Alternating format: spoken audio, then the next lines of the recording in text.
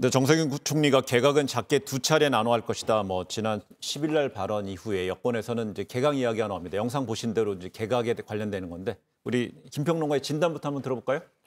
가장 세게 흔든 장관만 살아남는다. 세게 흔들었다요? 네. 뭘 세게 흔듭니까? 야권에서 가장 거세게 물러나라고 지금 공격을 취했던 장관. 예. 부동산 문제와 관련해서는 김현미 국토부 장관이 네. 있겠죠. 그리고 외교 문제와 관련해서는 강경화 네. 외교부 장관이 있고, 그리고 무엇보다도 추미애 법무부 장관이 있잖아요. 네. 그런데 지금 1차 개각 대상으로 하마평에 오른 인물들 보면 3명이 이름은 빠져 있어요.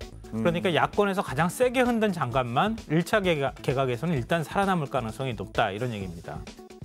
결국 이제 문재인 정부 출범과 함께 원년 장관이 되셨던 분들, 이분들이 좀 얼마나 남고 얼마나 떠나느냐도 좀 관심인 것 같아요. 네, 지금 원년 멤버라고 하면은 네. 가장 1순위로 꼽히는 장관이 박영선 중소벤처기업부 장관이 있고요. 그다음에 박능호 보건복지부 장관, 김현미 국토부 장관, 강경화 외교부 장관, 추미애 법무부 장관 원년 멤버라고 할 수는 없겠죠. 네.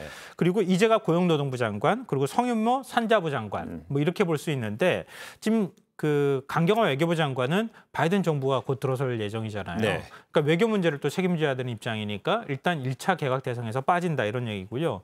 김현미 국토부 장관은 문재인 대통령의 신임이 좀 절대적인 것 같아요. 부동산 정책, 특히 전월세 대책과 관련해서 지금 대책을 계속 만들어야 되는 상황이니까 정책의 일관성을 위해서 일단 개각 대상에서 빠지는 것으로 얘기가 나오고 있습니다. 네. 제가 말씀드리는 건 일단 나오는 얘기를 그럼요. 정리해서 하마평이면 말씀드리는 하마야, 거고요. 하마평. 네. 그래서 그럼, 박능호 보건복지부 장관, 이재갑 고용노동부, 그리고 성윤모 산자부 장관은 바뀔 가능성이 높다, 이런 얘기가 나오고요. 이정욱 여가부 장관도 지난번에 한번 좀 설화 때문에 곤욕을 치렀잖아요. 성인지 감수성. 예. 예.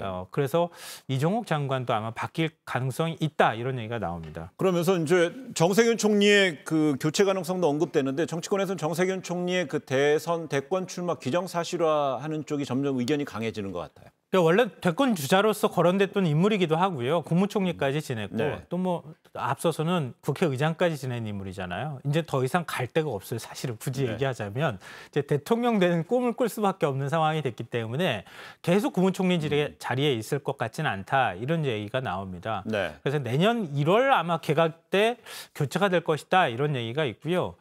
또 하나는 내년 4월 재보선이 끝나고 난 다음에 아마 국무총리만 별도로 교체하지 않을까, 이런 얘기가 나오는데 네. 근데 정세균 국무총리가 그동안에 제일 1순위로 생각했던 게 코로나19 극복이었거든요. 네. 근데 내년 1월은 조금 좀 빠르지 않을까, 이런 생각도 좀 드는데 아직 어떻게 될지는 아직까지 확실치는 않을 것 같습니다. 시점을 봐야겠죠. 네네. 만약 대선 출마한다면 대선 출마는 내후년 3월이기 때문에 꼭 내년 1월에 할지 아니면 그렇죠. 그 이후에 내년 될지 4월에 재보선 끝나고 난 다음에 만약에 대선 출마를 기정사실화한다 하더라도 시기상으로는 그렇게 늦은 건 아니니까. 그럼 결국 정세균 총리가 발언했던 개각은 작게 두 차례 나눠 할 것이야. 그중에 첫 번째, 두 번째 본인은 포함이 안 될 수도 있다는 얘기죠. 그럴 가능성도 그렇죠? 있습니다. 네. 알겠습니다.